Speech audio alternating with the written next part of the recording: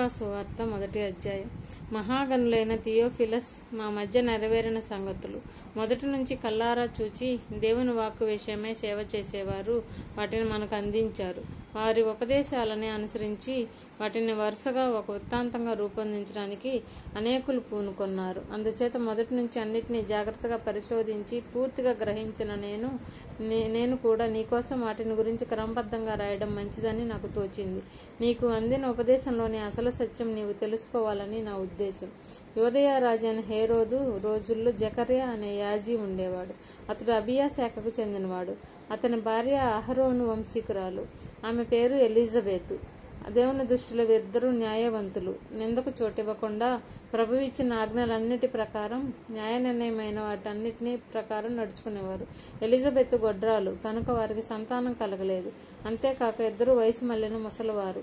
ఒకసారి జకర్యా తన శాఖా క్రమం ప్రకారం దేవుని ఎదుట యాజీగా సేవ చేస్తూ ఉన్నప్పుడు యాజీ ధర్మం ప్రకారం ప్రభు ఆలయంలోకి వెళ్లి ధూపం వేయడానికి చీట్లు వేసినప్పుడు అతని వంతు వచ్చింది.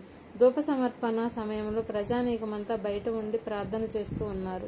అప్పుడు ప్రభు దేవదూత ఒకడు ధూపవేదిక కుడివైపున నించుండి అతనికి కనపడ్డాడు. జకర్యా అతను చూచి కంగారు పడి భయభ్రాంతుడయ్యాడు. అయితే దేవదూత అతనితో ఇలా అన్నాడు: జకర్యా, భయపడకు, నీ ప్రార్థన వినపడింది. నీ భార్య ఎలిజబెత్ నీకు కొడుకును కంటుంది. అతనికి యోహాను అనే నామకరణం చేస్తావు. నీవు సంతోషిస్తావు, ఉల్లాసంతో ఉప్పొంగిపోతావు. అతని పుట్టుక కారణంగా అనేకులకు ఆనందం కలుగుతుంది. ఎందుకంటే అతడు ప్రభు దృష్టిలో గొప్పవాడవుతాడు. ద్రాక్షారసం గాని మద్యం గాని త్రాగడు. తల్లి గర్భాన పుట్టినప్పటి నుంచి అతడు దేవుని పవిత్రాత్మతో నిండి ఉంటాడు. ఇజ్రాయేల్ ప్రజలలో అనేకులకు వారి ప్రభువైన దేవుని వైపుకు తిప్పుతాడు. తండ్రుల హృదయాలను తమ సంతానం వైపుకు, అవిధేయులను న్యాయవంతుల జ్ఞానానికి తిప్పడానికి, తద్వారా ప్రభు కోసం తయారైన జనాన్ని సిద్ధం చేయడానికి అతడు ఏలియా మనసుతో జల ప్రభావాలతో ప్రభు కంటే ముందుగా వస్తాడు. దేవదూతతో జకర్యా, నేనిది ఎలా తెలుసుకుంటాను? నేను ముసలివాణ్ణే, నా భార్య కూడా వయసు మళ్ళింది అన్నాడు. దేవదూత అతనికి జవాబిస్తూ, నేను దేవుని సన్నిధిలో నిలిచే గాబ్రియేలును. నీతో మాట్లాడడానికి, ఈ శుభవార్త నీకు తెలపడానికి పంపబడ్డాను. ఇదిగో విను, నా మాటలు తగిన కాలంలో నెరవేరుతాయి. కానీ నీవు వాటిని నమ్మలేదు కనుక ఈ సంగతులు జరిగే వరకు నీవు మాట్లాడలేక మౌనంగా ఉంటావు అన్నాడు. ఈలోగా జకర్యా కోసం జనం బయట ఎదురు చూస్తూ ఉన్నారు. దేవాలయంలో అతడు అంతసేపు నిలిచి ఉండడం ఎందుకో అని ఆశ్చర్యపోతూ ఉన్నారు. అతడు బయటికి వచ్చినప్పుడు వారితో మాట్లాడలేకపోయాడు కనుక దేవాలయంలో అతనికి దర్శనం కనపడిందని వారు గ్రహించారు. అతడు సైగలు చేస్తూ మోగవాడుగా ఉండిపోయాడు. అతని సేవ రోజులైపోయినప్పుడు అతను ఇంటికి వెళ్ళిపోయాడు. ఆ తర్వాత అతని భార్య ఎలిజబెత్ గర్భవతి అయింది. 5 నెలల పాటు ఆమె ఇతరులకు కనిపించకుండా ఉండిపోయింది. మనుషుల మధ్యన అవమానాన్ని ప్రభు తీసేశాడు. ఈ రోజుల్లో నన్ను దయతో చూచి ఈ విధంగా నా పట్ల వ్యవహరించాడు అనింది. ఆమెకు 6వ నెల అయినప్పుడు దేవుడు గాబ్రియేల్ అనే దేవదూతను గలిలయలో నజరేతు అనే గ్రామానికి ఒక కన్య దగ్గరకు పంపాడు. ఆమెకు యోసేపు అనే వ్యక్తితో పెళ్లి నిశ్చయమైంది. యోసేపు దావీదు వంశీకుడు. ఆ కన్య పేరు మరియా. దేవదూత లోపలికి వచ్చి, శుభం, నీవు దయ పొందిన దానివి, ప్రభువు నీకు తోడై ఉన్నాడు, స్త్రీలలో నీవు ధన్యురాలవు అన్నాడు. అయితే ఆమె ఆయనను చూచినప్పుడు ఆ మాటలకు చాలా కంగారు పడి, ఈ అభివందనం ఏమిటో అని తలపోసింది. అప్పుడు దేవదూత ఆమెతో ఇలా అన్నాడు: మరియా, భయపడకు, దేవుని దయ నీకు లభించింది. ఇదిగో విను, నీవు గర్భవతివై కుమారుణ్ణి కంటావు. ఆయనకు యేసు అని నామకరణం చేస్తావు. ఆయన గొప్పవాడై ఉంటాడు. ఆయనను సర్వాతీతుని కుమారుడు అనడం జరుగుతుంది. ప్రభువైన దేవుడు ఆయన పూర్వీకుడైన దావీదు సింహాసనం ఆయనకిస్తాడు.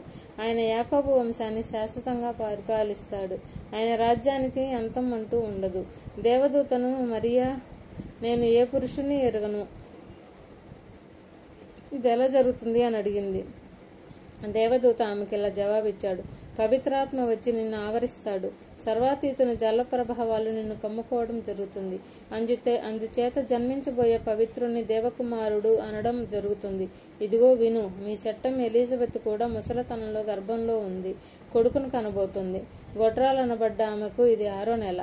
దేవునికి అసాధ్యమైనదంటూ ఏదీ ఉండదు. అందుకు మరియా, ఇదిగో ప్రభు చరణదాసిని, మీ ఈ మాట ప్రకారమే నా పట్ల జరగనివ్వండి అంది. అప్పుడు దేవదూత ఆమె దగ్గర నుంచి వెళ్ళిపోయాడు. ఆ రోజుల్లో మరియా లేదా యూదా కొండసీమల్లో ఉన్న గ్రామానికి తరలి వెళ్లి జకర్యా ఇంట్లో ప్రవేశించి ఎలిజబెత్కు అభినందనం చేసింది. మరియా అభినందనం ఆమెకు వినబడడంతోనే ఎలిజబెత్ గర్భంలోని శిశువు ఎగిరి గంతులు వేశాడు. ఎలిజబెత్ పవిత్రాత్మతో నిండుకొంది. అప్పుడు ఎలిజబెత్ బిగ్గరగా ఇలా అంది, స్త్రీలలో నీవు దీవెన పొందిన దానివి, నీ గర్భఫలం ధన్యుడు. నా ప్రభువును కనబోయే తల్లి నా దగ్గరకు రావడం నాకు ఎలా జరిగినట్టు? ఇదిగో విను. నీ అభినందనం నా చెవి పడగానే నా గర్భంలోని శిశువు ఆనందంతో గంతులు వేశాడు. ప్రభువు తనతో చెప్పిన సంగతులు నెరవేరుతాయి కనుక నమ్మిన ఈమె ధన్యురాలు. అప్పుడు మరియా అంది, నా ఆత్మ ప్రభువును కీర్తిస్తూ ఉంది. నా విముక్తి ప్రదాత అయిన దేవునిలో నా ఆత్మ ఆనందిస్తూ ఉంది. ఎందుకంటే ఆయన తన చరణదాసి దీన స్థితిని దయతో చూశాడు. ఇప్పటి నుంచి అన్ని తరాల జనులు నన్ను ధన్యురాలంటారు. ఎందుకంటే అమిత శక్తివంతుడు నాకు గొప్ప మేలు చేశాడు. ఆయన పేరు పవిత్రం. తానంటే భయభక్తురాలున్న వారి మీద ఆయన కరుణ తరతరాలకు ఉంటుంది. ఆయన తన చేతి జల ప్రభావాలను ప్రదర్శించాడు. తమ హృదయాల ఆలోచనల్లో గర్వపడే వారిని ఆయన చెదరగొట్టాడు. పరిపాలకులను వారి సింహాసనాల మీద నుంచి పడిలాగా వేశాడు. దీనస్థితిలో ఉన్నవారిని హెచ్చించాడు. ఆకలితో ఉన్నవారిని మంచి పదార్థాలతో సంతృప్తిపరిచాడు. ధనవంతులను వట్టి చేతులతో పంపివేశాడు.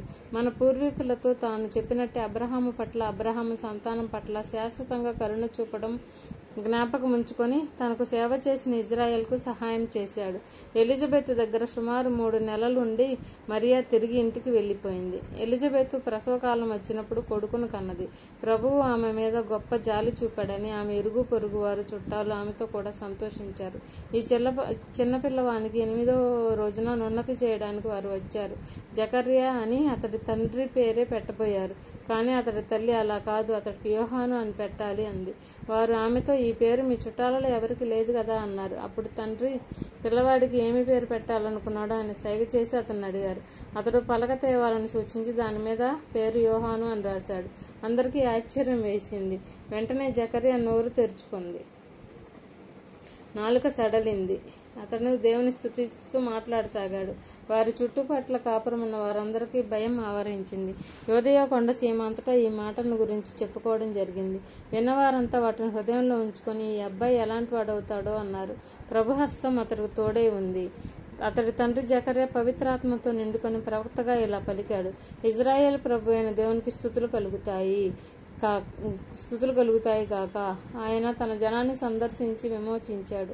తన సేవకుడైన దావీదు వంశంలో మన కోసం రక్షణ శృంగాన్ని లేవనెత్తాడు. కాలారంభం నుంచి ఆయన తన పవిత్ర ప్రవక్తల నోటిని పలికించినట్టే మన శత్రువుల బారి నుంచి, మనల్ని ద్వేషించే వారిని అందరి నుంచి, చేతి నుంచి మనకు రక్షణ కలగాలని మన పూర్వీకులకు వాగ్దానం చేసిన కరుణ చూపేందుకు, తన పవిత్రమైన ఒడంబడిక జ్ఞాపకం ఉంచుకునేందుకు ఈ విధంగా చేశాడు. ఇది మన పూర్వీకుడైన అబ్రహాముకు చేసిన ప్రమాణం.